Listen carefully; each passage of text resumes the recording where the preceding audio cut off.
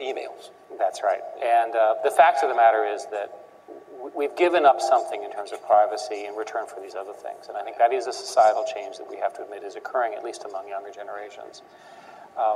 The utility, any problem about this? Could it go too far? Of course it can go too far. And the trick is that people should have control over what they choose to. People should have control over what information they publish. As long as the answer is that I chose to make a mess of myself with this picture, then it's fine. The issue is when somebody else does it.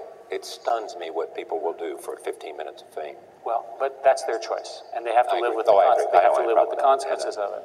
But the fact of the matter is that it's now possible, for example, we have a product called Google Latitude, which runs on any of your mobile browsers using GPS, which will essentially tell everyone you wish where you are. And you can decide the level of accuracy and also how broadly you publish it. So you can say it only to 3 people, and you can tell them accurately. You can also say only to these 3 people, and you can tell them, oh, I'm in the state of New Jersey, or whatever. Yeah, I got you.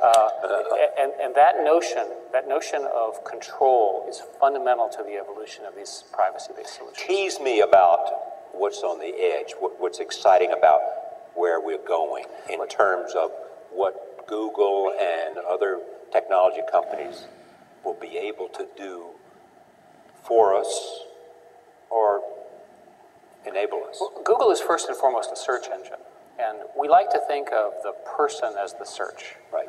So when somebody types something in today, they're really typing in the context of their history, their background, what they know, their belief systems, and so forth.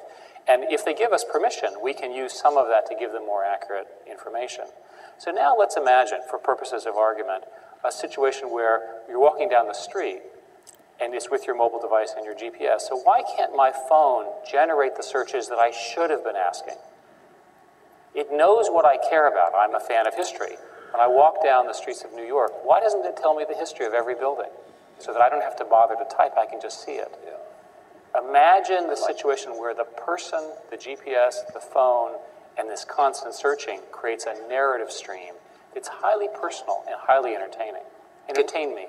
So what can you imagine a circumstance in which I would somehow be able to connect the idea that I was going to be talking to Eric Schmidt, and so they would provide me with lots of interesting questions? Well, yes, and in fact, we can almost do that like, today. where were you?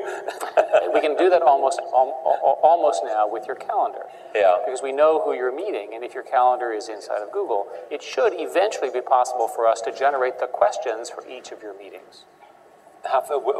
Should be and will be when? Should be. You know, it's engineers are working on lots of things. So, Gmail. Suppose I use Gmail. You guys can see all of my Gmail. But we don't by practice. Well, yeah, but you know what the argument is about that? We have rules, Charlie. Suppose you didn't like me. Even if we don't like you, we won't violate our rules. Yeah. So